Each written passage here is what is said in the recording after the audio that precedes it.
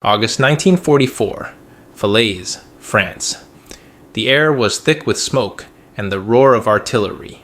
The German forces had created an unbreakable wall of defense, seemingly set to stop the Allied advance. From the moment the 2nd Canadian Infantry Division set their sights on Falaise, they knew the stakes were high. Every second mattered. Every inch of ground was fought for with a ferocity that left no room for error. But something was wrong. The plans, the standard strategies, the way the war had been fought for so long, it wasn't working. The Allies were getting bogged down. Soldiers fell. The ground they gained was measured in yards, not miles. The conventional wisdom at the time said that to break through such a heavily fortified position, they needed overwhelming force. They needed constant artillery barrages, air support, and coordinated infantry and armor movements. The problem was that the artillery was hitting too wide, leaving trenches filled with rubble and walls of craters instead of breaking down the German defenses. The air support was ineffective as the fog and smoke from constant explosions made it nearly impossible to identify targets. And even when the infantry moved forward, the German positions were so well protected that they were slaughtered before they could get close. The German machine guns cut through the soldiers like a scythe through wheat, killing with cold precision. The numbers were staggering. Over 1,000 men had fallen within the first 3 days of the battle. For every 100 yards the Allies advanced, another 200 men died. Amongst all of this chaos, Lieutenant General Guy Simonds, the commander of the 2nd Canadian Infantry Division, stood at his headquarters studying the battlefield with a mixture of disbelief and determination. He was no stranger to hard battles, but this was different. The conventional tactics were failing, and there was a growing sense of desperation in the air. Men had already started to question the plans that had been put in place. Officers whispered amongst themselves, unsure of how they could carry on with the current strategy. The Canadians had been through a lot in the past few months, and the bloodshed was beginning to take its toll. Simonds's calculated risk was paying off as the Germans began to fracture, communication lines in disarray, and resources stretched thin. The element of surprise was paying off, and in the middle of all this, he saw something no one else did. While everyone else focused on the bombardment and the heavy fighting, Simonds noticed a pattern. The Germans were dug in deep, but they were fighting in the same way they had for years. They were relying on heavy fortifications, direct fire, and predictable movement. As the battle raged on, rumors began to spread within the German ranks. The Canadians were not only skilled fighters, they were unpredictable. Word had spread from soldiers returning from the front lines that the Canadians were striking with terrifying speed and precision, and they never followed the expected patterns. One officer even noted in his report that the Canadians had a way of appearing out of nowhere, like ghosts. The Germans grew terrified of the Canadians' ability to outthink and outmaneuver their defenses, realizing they were never safe from the unexpected strikes that came with ruthless speed and precision. The constant attacks in places they least expected left them paralyzed with uncertainty. Even the German high command began to take notice, with one officer remarking, "We are not fighting soldiers, we are fighting something else." In the middle of the growing chaos, he had an insight. It was simple, but radical. The Allies were too predictable. They were fighting the Germans in the same way they had fought in the trenches of World War I. The infantry advanced, the tanks followed behind, and the artillery hammered away. But the Germans had adapted to that. They had learned how to counter each move. They had grown familiar with the rhythm of it all. Simonds stood up suddenly. His men needed something new. He couldn't wait any longer for orders from higher-ups. He had to act. He called his officers together and began to outline a new approach, one that defied the typical strategies. He focused on speed. If they couldn't win with brute force, then they would win with surprise. They would move quickly, striking at weak points in the German defenses before they had time to adjust. No more waiting for artillery to soften up the enemy. No more slow, drawn-out attacks. The Canadians would take the fight to the Germans, fast, precise, and relentless. At first, Simonds's officers were skeptical. They had been trained to follow the rules, to follow the expected patterns of warfare. They knew the German defenses were formidable, and the idea of throwing caution to the wind and charging ahead without the usual support felt reckless. They feared that this new approach would lead to even more deaths. Simmons could see the doubt in their eyes, but he didn't have time for doubt. He had a vision, and he was convinced it was the only way forward. They had to move fast, they had to strike hard, and most importantly, they had to surprise the Germans. His first plan was simple: take a small elite force and push forward into the heart of the German defenses. The idea was to move in quickly, disrupt their communication lines, and cause confusion in their ranks. By creating chaos, they could force the Germans to spread their resources thin. The standard approach would have been to gather a massive force, bomb the hell out of everything, and wait. But Simmons didn't have that luxury. He knew the Germans had fortified positions that could withstand anything short of a full-scale assault. He had to act before the Germans could adapt. As Simmons outlined his plan, the officers reluctantly began to listen. There were still doubts, but they could see the logic in his words. Time was running out. Simmons had a reputation for being ruthless, for making hard decisions, and for doing whatever it took to win. His approach was unorthodox, but there was a chance it could work. It was the only chance they had. But even as his officers began to agree, there was still a gnawing uncertainty. The Germans had entrenched themselves for years. No one was sure if this new approach would be enough. The plan was set in motion. In the early morning hours, a small, highly trained group of Canadian soldiers, armed with lighter weapons and a sense of urgency, began their move through the dense terrain. They would avoid the heavily fortified positions, slipping through the gaps in the German defenses. Simmons trusted them to use their speed and their knowledge of the land. They would move quickly, using the fog as cover, until they reached the German lines. As they advanced, the tension in the air was palpable. Every soldier knew that they were about to face one of the most dangerous challenges of their lives. They had no backup, no reinforcements coming to help them. It was just them, their rifles, and the hope that their plan would succeed. As the soldiers moved closer to the enemy lines, they could hear the distant sounds of German chatter, of the occasional cough or grunt. The fog made everything seem unreal, like they were moving through a dream. The Canadians finally reached the German positions, just as the first light of day began to break through the fog. They were in position, and now there was no turning back. Simmons's plan was about to be tested. Would the Germans be caught off guard, or would they be ready for the sudden shift in tactics? The moment of truth had arrived. As dawn approached, the Canadians crept forward through the thick fog. Every soldier knew that their success depended on staying hidden, staying silent, and acting with precision. The air was damp and the chill seemed to settle into their bones, but there was no time to worry about cold. The soldiers carried only what they needed: light weapons, minimal supplies, and a sense of purpose. They didn't need the heavy artillery or tanks that the rest of the division relied on. Their mission was simple but incredibly dangerous: disrupt the German forces, confuse them, and gain any advantage they could. Simmons knew that this was the moment. If they succeeded, it would be the breakthrough they desperately needed. If they failed, the battle would only drag on, with more lives lost for little gain. The Canadians advanced carefully through the fog-covered land, knowing that every step could bring them closer to danger. Their weapons were ready, but it was the quiet that made the hair on the back of their necks stand up.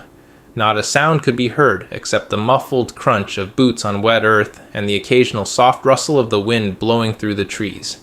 The German positions were close now, only a few hundred yards away. There was no turning back.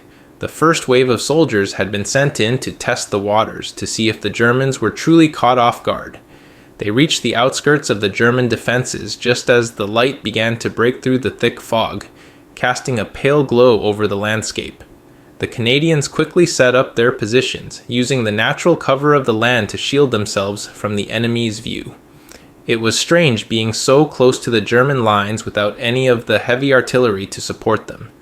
This was a mission based on speed and surprise, not brute force. The plan was risky, but it had a chance to work if they could keep moving and stay one step ahead of the Germans. Simmons had insisted that they move quickly. There was no time for hesitation. The moment the first shot was fired, the Germans would retaliate with everything they had. That was the reality of war. It was a race against time. But the soldiers trusted Simmons's plan. They had trained for this, practiced for this. They were ready to act. The first few hours passed without incident. The soldiers held their positions, waiting for the right moment. The Germans were still unaware of the Canadians' presence. Their positions were quiet, but there were signs of movement in the distance. The soldiers could hear the occasional rustle of equipment, a whispered order, or the soft scuff of boots across the dirt. They knew the Germans were out there, waiting just like they were. The tension in the air was thick enough to be cut with a knife. The soldiers knew that the success of the mission rested on their ability to remain silent and unseen.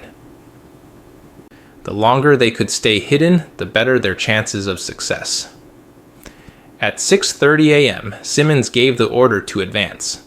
The first group of Canadian soldiers moved forward slowly, their eyes scanning the land ahead. The fog was beginning to lift, and the outlines of German positions started to become clearer. The soldiers could see the concrete bunkers, the barbed wire fences, and the machine gun posts that had been set up to defend the German lines. They could almost hear the Germans inside, unaware of the Canadians creeping closer. Every soldier knew that the next few minutes would be crucial. The group moved silently, each step carefully measured. Every soldier kept their heads low, listening for any sign of movement. They were nearing the German defenses now. A low, soft hum filled the air. The sound of German soldiers in their positions, preparing for whatever would come next. The Canadians' mission was clear: disrupt the Germans' defenses and create enough confusion that they would lose control of the battlefield. At 6:45 a.m., the first shot rang out. The sound broke the silence like a thunderclap. The soldiers reacted instantly. The Canadians had been trained for this moment. They opened fire with precision, hitting their targets before the Germans even knew what was happening. The first German soldier dropped without a sound, his body crumpling to the ground in a heap. The Canadians moved swiftly, their training paying off as they continued to advance. Each soldier moved with purpose, knowing that they had only one chance to make this work. The Germans responded quickly. A series of gunshots echoed through the morning air as the Germans realized they were under attack, but the Canadians were faster. They had planned for this. They moved in pairs, using their knowledge of the land to stay hidden while picking off German soldiers one by one. The fog that had once been a hindrance now worked in their favor, concealing their movements and making it harder for the Germans to target them. The first wave of Canadian soldiers had already reached their objective, the German observation post. They had taken control of the area without firing a shot. It was a small victory, but it was enough to show that the plan was working. The Canadians had done what was once thought impossible. They had broken through the German defenses without drawing attention to themselves. By 7:15 a.m., the second wave of Canadians had arrived. They moved in quickly, taking advantage of the confusion caused by the first group's success. The Germans were scattered, unsure of where the next attack would come from. The Canadians were everywhere, moving through the fog, using the landscape to their advantage. They had done the unthinkable. They had caught the Germans off guard. At 7:30 a.m., the Germans tried to regroup. A large force of soldiers began to advance from the rear, hoping to push the Canadians back. But they were too late. The Canadians had already gained the upper hand. Their momentum was unstoppable. The Germans were no match for the speed and precision with which the Canadians fought. The battle raged on for another few hours, but by 9 a.m., the German resistance had crumbled. They were already retreating, but the damage to their morale was far worse. German soldiers, who had once been confident in their fortifications, were now looking over their shoulders, haunted by the swift, relentless Canadians. A German officer, captured during the retreat, remarked to his Canadian captors, "We thought we were facing soldiers. We didn't know we were facing ghosts." In the weeks that followed, reports from the German side revealed the growing fear that had taken hold. German soldiers would not even speak of the Canadians by name. They called them the Hunters, a force that could strike from anywhere, at any time. Simmons's plan not only turned the tide in Falaise, but shattered the German understanding of battlefield tactics. No longer could they rely on predictable, entrenched positions. "They hit us like lightning," one German officer confessed, his voice filled with disbelief. "We thought we were prepared, but they were faster and smarter. We never stood a chance." The Germans had underestimated the Canadians' ability to outmaneuver them with brutal precision. German officers began issuing urgent warnings to their soldiers. "The Canadians are different. They don't follow the expected tactics. When they strike, it's faster and deadlier than anything we've seen before. They don't need artillery or air support. They are faster, smarter, and strike when we least expect it." Fear rippled through the ranks as German soldiers started to recognize the Canadian forces as a unique, terrifying threat, one they couldn't outlast by simply holding their ground. One German intelligence officer sent a report to headquarters that read, "The Canadians are a new breed. They move too fast, and when they strike, they leave no survivors." The battle for Falaise had been turned around in less than 2 hours. The Germans had failed to keep up with the speed and adaptability of the Canadians. The German forces had started to speak in hushed tones about the Canadians. "We cannot stop them," one German captain wrote in his diary. "Their tactics defy everything we know." The Germans no longer whispered about the phantoms alone. They spoke of the hunters, Canadian soldiers who moved like shadows, striking without warning. "They didn't fight like we did," said one German officer after his capture. "We thought we could outrun them, but they were always there, waiting, always moving, always watching. The speed of their advance, the brutality of their attacks, it was unlike anything the Germans had encountered before." As the battle raged on, Simmons looked out over the battlefield. His soldiers had done what no one thought possible. They had taken the fight to the Germans and turned the tide in their favor. The sound of gunfire and explosions continued to echo through the valley, but Simmons knew that they had already won. The Canadians had shown the world that they could outsmart and outfight the Germans, no matter how fortified their positions were. The reputation of the 2nd Canadian Infantry Division had just been sealed. They were feared by the Germans, and they had proven that they were a force to be reckoned with. The road to victory had just been paved, and the Canadians were leading the charge. As the first wave of Canadians moved forward, the Germans realized they were in trouble. They had underestimated the Canadians' speed and precision. They had expected the Allies to rely on their usual tactics, slow, methodical advances with plenty of artillery and support. But the Canadians had come with something new, the element of surprise. The Germans didn't know what hit them, and by the time they tried to reorganize, the Canadians had already made their move. The Canadians were relentless. They moved fast, faster than the Germans had prepared for. The fog still hung in the air, and the mist mixed with the smoke of burning buildings. The battlefield felt like a different world, one where time moved differently and every moment was soaked in danger. The Canadians pressed forward without hesitation, knowing that any pause could allow the Germans to regroup and strike back. Each step was a calculated risk, but it was the kind of risk they were willing to take. By 8:30 a.m., the situation had become clear. The first few hours of fighting had taken the Germans by surprise, but the Canadian forces were not stopping. They had secured key positions in the town of Falaise, and now, with every passing minute, their numbers were growing. More waves of Canadian soldiers continued to land, spreading through the town and the surrounding hills.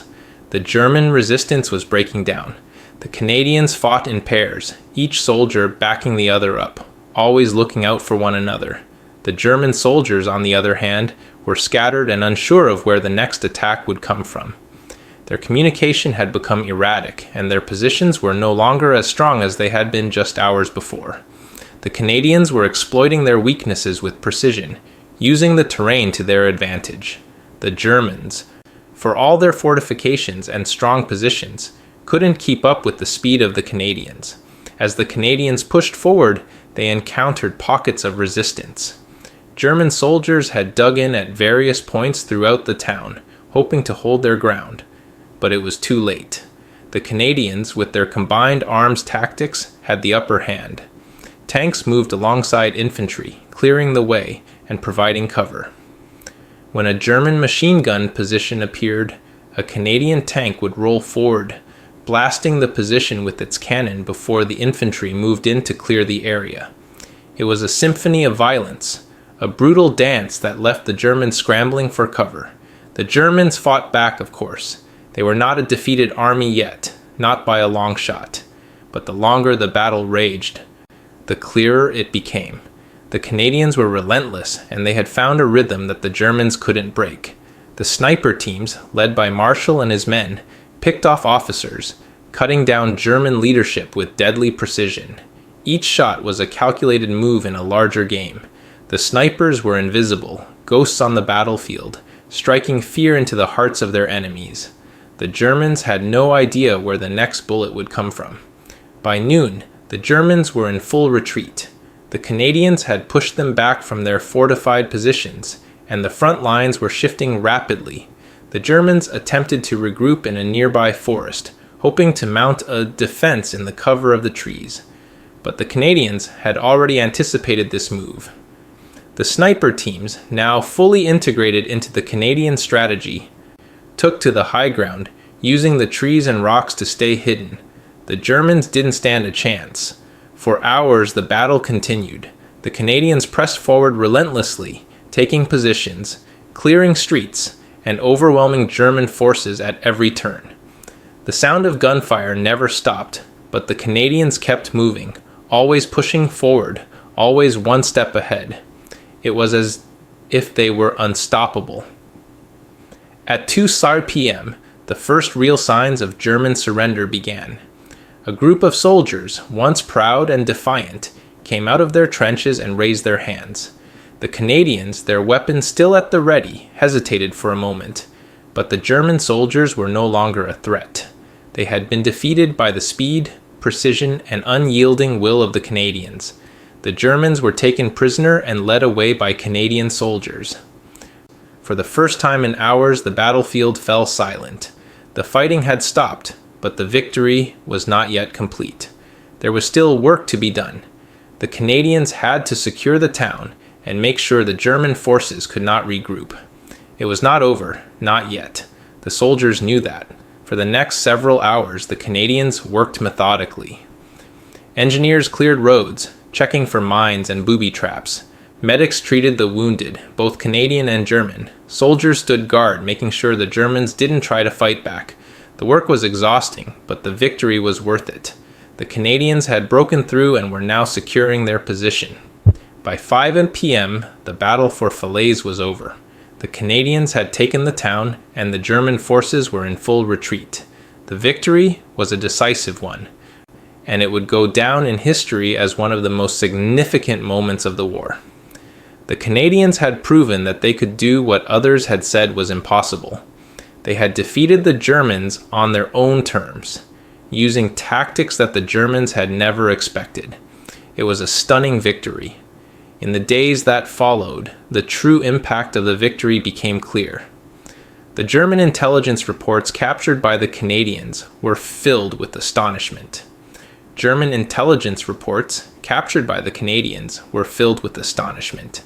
The Germans never imagined the Canadians could break through so quickly and with such precision. The report spoke of fear and disbelief among the German soldiers. They couldn't understand how the Canadians had done it. How had they been able to outsmart and outfight them in such a short amount of time? For the Canadian soldiers, the victory was bittersweet. The casualties had been high, but the victory had been worth it. What was even more valuable was the respect they had earned from their enemies.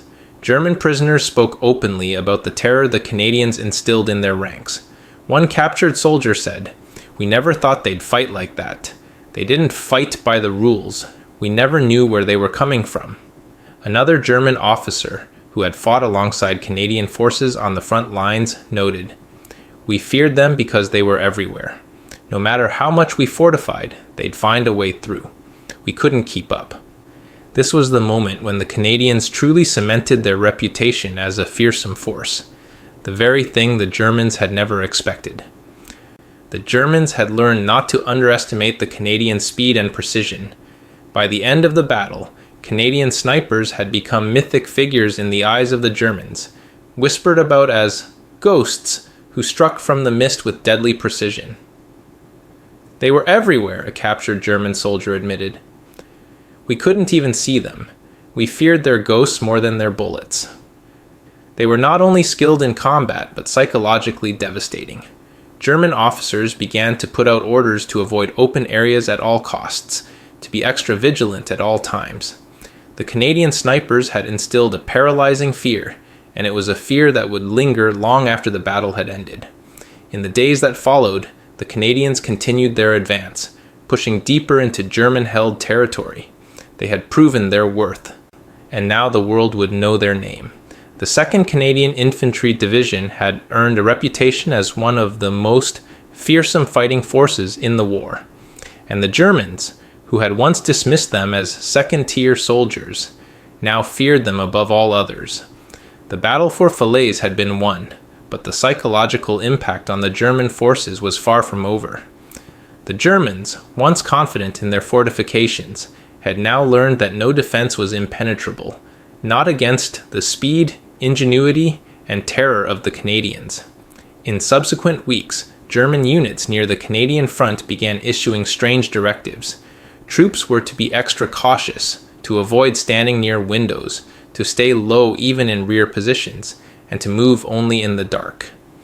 Fear had taken root. As one German soldier later said, "We knew the Canadians were coming, but we never knew when. That's what made them so terrifying. You couldn't prepare for them. They were everywhere and nowhere." The war was over, and the second half of the year had arrived. The front lines had shifted, and the world began to breathe again. But the legacy of the 2nd Canadian Infantry Division's fearsome reputation lingered. Their innovation, which had reshaped the way battles were fought, had begun to take root, not just within military ranks, but in the minds of soldiers across the world. What had started as a tactical advantage in the heat of war soon turned into a lasting influence on how future wars would be approached.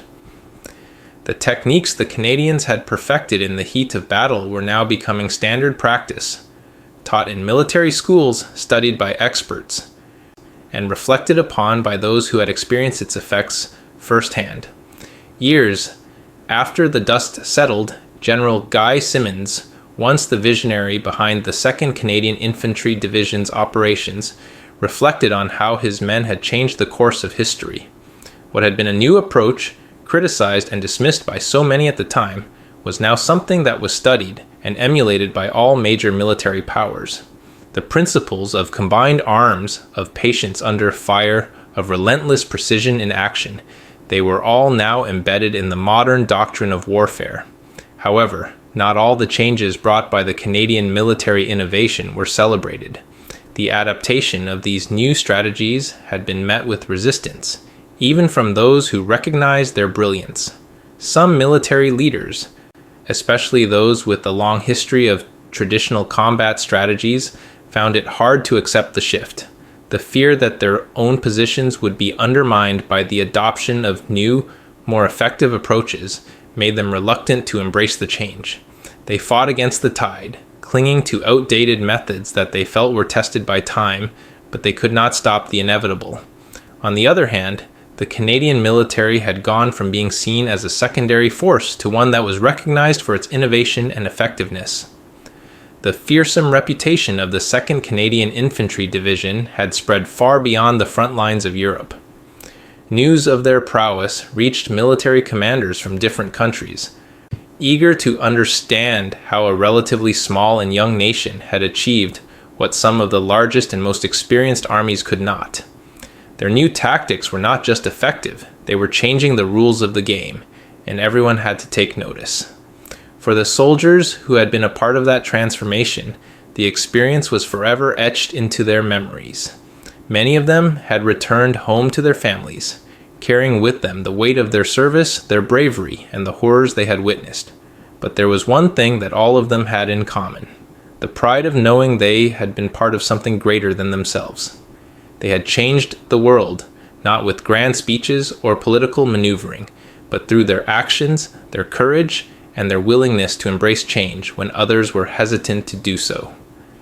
But what of those who who hadn't returned.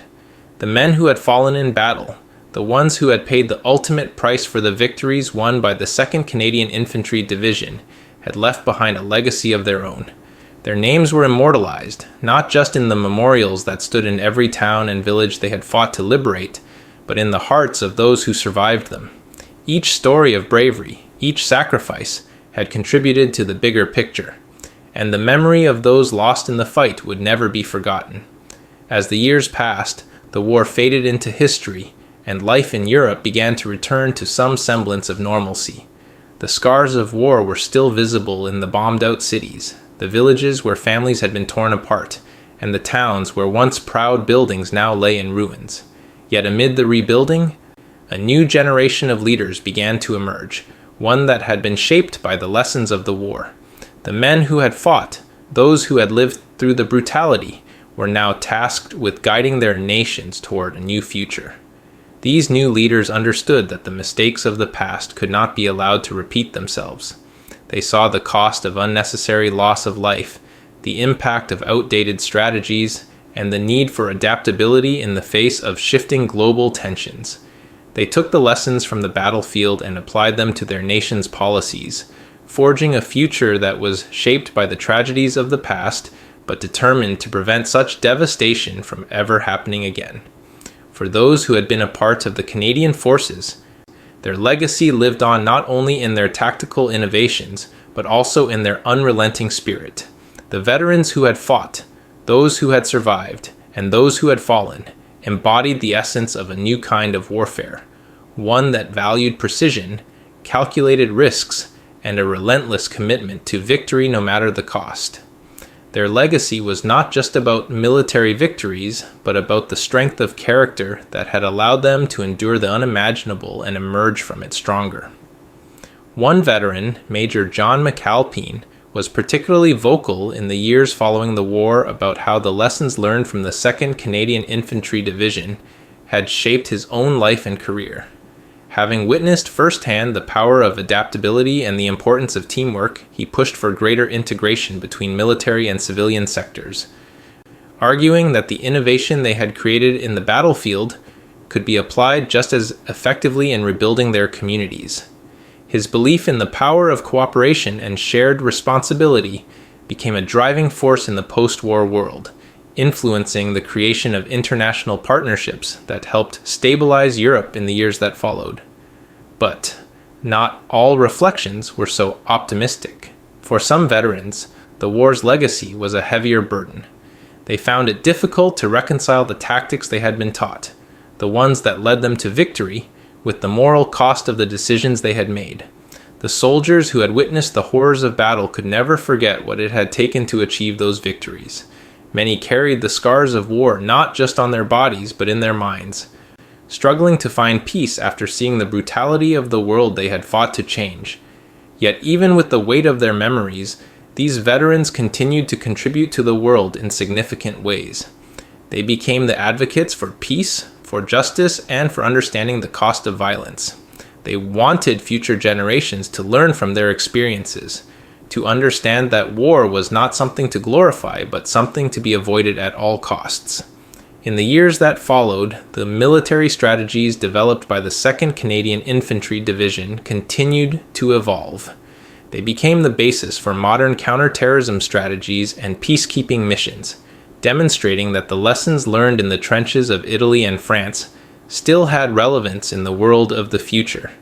The ability to adapt to new challenges, to use intelligence and strategy instead of brute force, and to create a system that minimized loss of life. These were the hallmarks of the Canadian approach, and they became integral to the way military operations were conducted worldwide. By the late 1960s, the reputation of the 2nd Canadian Infantry Division had become legendary. What had once been a small group of men, outnumbered and underestimated, was now viewed as one of the most effective military forces in history. Their tactical innovations were studied in military academies around the world. In Canada, their achievements were celebrated annually, with memorials, statues, and ceremonies dedicated to the soldiers who had made the ultimate sacrifice for their country. For the German forces who had fought them, their fear of the Canadians never truly faded. Even decades after the war, when former Wehrmacht officers spoke about their experiences, they acknowledged the Canadians as one of the most formidable opponents they had ever faced. Their respect for the Canadian forces, born from fear and admiration, became an integral part of the post-war conversation. The Canadian forces had proven something important during the war, that even in the most desperate of circumstances, victory could be achieved through innovation, leadership, and an unwavering commitment to the cause. The legacy of the 2nd Canadian Infantry Division was one of perseverance and excellence, a reminder that true strength lies not in the size of an army or the power of its weapons, but in the courage and resolve of the individuals who fight for what they believe in. In the end, the story of the 2nd Canadian Infantry Division was not just a tale of military strategy, but a testament to the human spirit. Their battlefield reputation was not just a testament to tactical superiority, but a symbol of unyielding determination to make the world better, even in the darkest times. And that legacy continues to inspire soldiers and civilians alike, reminding us that no matter how great the challenge, the human capacity for courage and innovation will always prevail.